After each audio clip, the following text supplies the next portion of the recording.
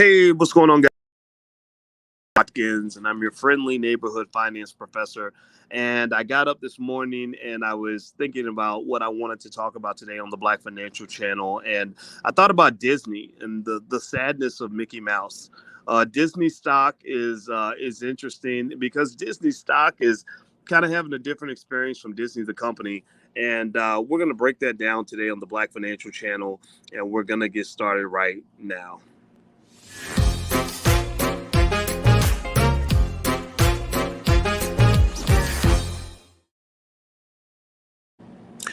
Good morning to all my black investors that are out here.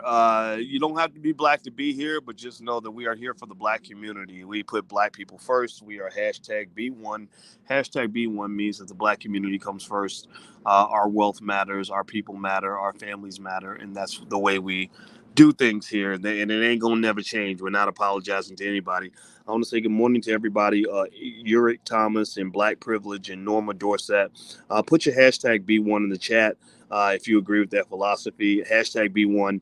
Also, feel free to shout out your city or the name of your business or anything that you want to shout out. Just say something in the chat. Let me know that you're here. Make your voice heard. Also, please hit the thumbs up button. Also, make sure you subscribe and hit the notification bell so you'll be notified when we go live.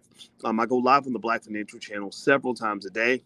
And I'm always giving you guys updates on what I'm seeing in the stock market because I believe the stock market is an important part of the black wealth process. Now, Disney's interesting. I've always loved Disney, and I still do.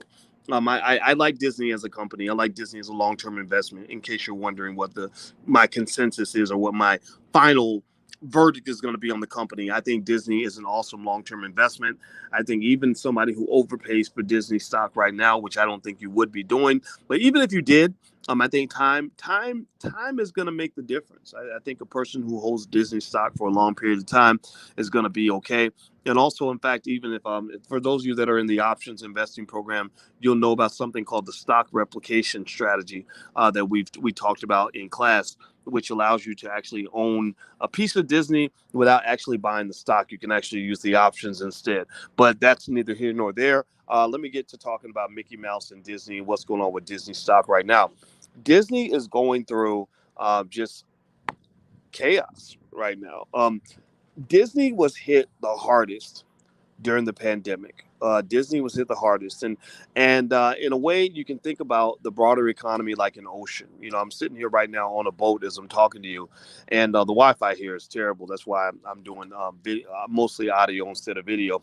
But I'm sitting here, I'm looking at the water, and I see all these different boats. I see little boats. I see big, gigantic yachts. I see boats with motors. I see boats with sails. I see boats that go fast, boats that go slow. And all these boats are on the same water. So if you want to think about the way the economy works and the way risk works in the economy, think of the economy as the water and think of each stock as a different kind of boat. And every boat is not only different in terms of shapes and sizes, but they also have different captains. Some boats are going east, some are going west, some north, some south. And so when the waves come through or the bad weather comes through, different boats have a different reaction, right? Some boats, the big super tanker that's maybe headed in the same direction that the wind's blowing, may not have as much of a difficult time as like the tiny little dinghy that's trying to go against the wind, right? The tiny boat is going to flop further than the big boat. Or maybe a big boat with a bad captain is going to have a tougher time than a big boat with a good captain. Or maybe the boats that are the same size that are going in different directions are going to be hit in different ways. Why do I make that analogy? Well, because Disney's boat, which is a very big boat with some very good captains, happened to be going in the exact wrong direction when the storm came. When the economic storm came, they were just body slammed. They were body slammed because they were positioned in the wrong place in the water. They were positioned right in the eye of the storm. They were going in the wrong direction, and it literally just ripped their ship apart. Disney made most of their money by people leaving the house. Disney made most of their money from people getting up and going to the movies. Disney made most of their money from people getting up and going to Disneyland. Disney made most of their money from people going to live sporting events. All these things were hammered during the pandemic. So Disney, it took everything Disney had for Disney to survive all of this. Disney's a big company, so they have tremendous access to capital, and liquidity is the saving grace of this economy. That's one of the criticisms I would have of the Trump administration for how they issued the payroll protection plan, is that they tended to protect the payrolls of the companies that had the most capital to begin with, which was an absolute economic crime, if you ask me. A lot of small businesses suffered, a lot of black businesses suffered, but big corporations were able to get the money that they needed. But they've always been able to get the money, and that's why they're able to survive tough times. Now, with that being said, Disney was hit really hard. Disney has had to endure a lot of layoffs. Disney has had to pivot like crazy. So imagine a shipboat captain on a big giant super tanker, and the storm is coming. And he's a good captain though, so he knows what to do with the ship. But he's got to really turn hard starboard to get out of that storm and go full speed in the northern direction to get away from the storm. So Disney has made a hard turn starboard and gone as fast as it can go to get away from the storm by basically pivoting heavily toward Disney Plus. Disney Plus, their online streaming platform, has been their saving grace. Disney Plus, they accelerated growth of Disney Plus. They made Disney Plus their core part of their business plan, as opposed to being a tangential, long-term aspect of their plan. It is now an immediate, short-term, central part of their long-term business model. So Disney Plus has experienced tremendous growth. Disney Plus now has 74 million subscribers. I don't think that they expected to reach that number for probably another 2 or 3 years, but they did it early because COVID pretty much locked them in the house and gave them nothing to do. Now, with that said, though, the parks are still suffering. We've had a setback with COVID, so the parks are not going to open for a while. Sporting events, live sports aren't going to open up for a while. There's a vaccine that's under development, but how long is it going to take to get the vaccine out? Nobody knows, right? And then once the vaccine's out there, what are you going to do? You're going to require everybody to show that they're vaccinated before they go to the park. Well, guess what? That means me and my kids won't be there because we don't plan to get a vaccine for any of that. It doesn't mean I'm saying that's what you need to do, but it does mean that we live in a country called America where we have freedom to choose. So Disney has a lot of uncertainty in its horizon and also a lot of severe economic problems. To just sort of summarize that for you, Disney made last year this time, Disney made a profit of $10.4 billion. Their profit was $10.4 billion. So they went from making a profit of $10.4 billion to this year making a loss of $2.8 billion. So they went from making $10.4 billion to losing $2.8 billion. That is a heck of a turnaround. That's a lot of money. So as a result, Disney just announced they're going to lay off 32,000 employees, which is 4,000 more than they originally planned. They're also cutting their dividend. They're cutting their retirement and pension contributions. They're cutting their film production. They have about 100,000 employees that work at their different parks. And that is interesting because that is both bad news and good news for the company. These moves are bad and good news for the company. What do I mean by that? Well, obviously, it's bad news if you had the misfortune of being a Disney employee. It's also drawn the ire of Senator Elizabeth Warren and even one of the Disney children. I forgot her name, but she's an activist and she actually hates the way Disney's run. I forgot her name, though. She's the granddaughter of Walt Disney's brother or something. And I can't remember her name. Her name's on the tip of my tongue, but her last name's Disney, of course.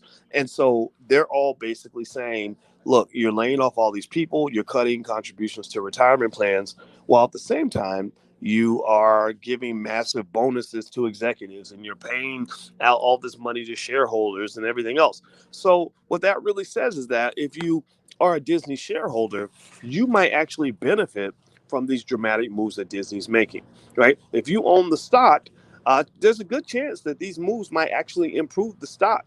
What you see Disney doing is you see Disney basically adapting to a really unfortunate environment. And right now, in order to survive the crisis, they are trying to become a leaner, stronger company. That means that if you are a person who takes the time to buy some shares of Disney, you might actually see an increase in your share price because this company with this excellent management team is doing everything in their power to make the company sharp and lean and strong. It may not be as bulky as it was before, but it's going to be more efficient. And they're trying to get back to profitability as quickly as they can.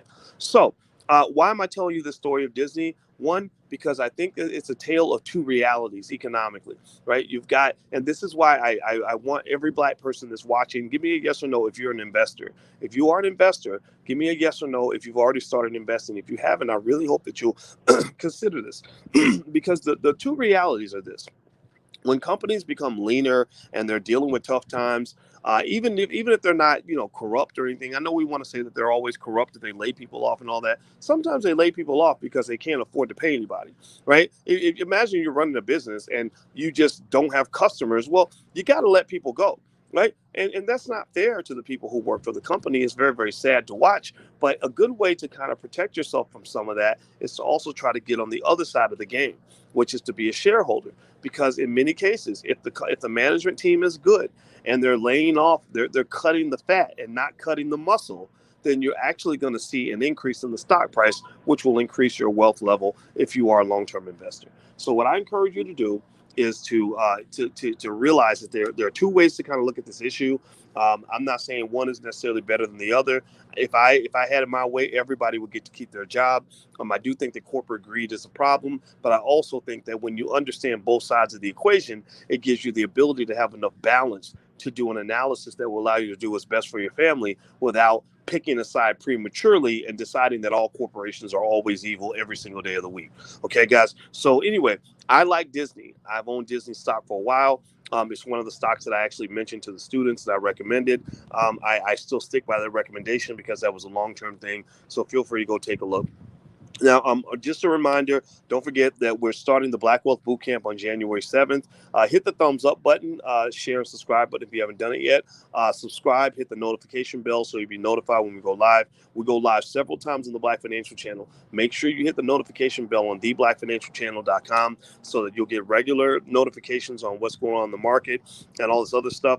And also, the Black Wealth Bootcamp starts January 7th. So this week for Black Friday, we're doing 72% off. We've never done 72% off ever for anything, and we won't do it again, maybe until next Black Friday or something like that. So if you want to jump in as an early bird, you can get started actually right away because we have the recording of the last bootcamp, which you have both now and forever. You are a lifetime member once you join.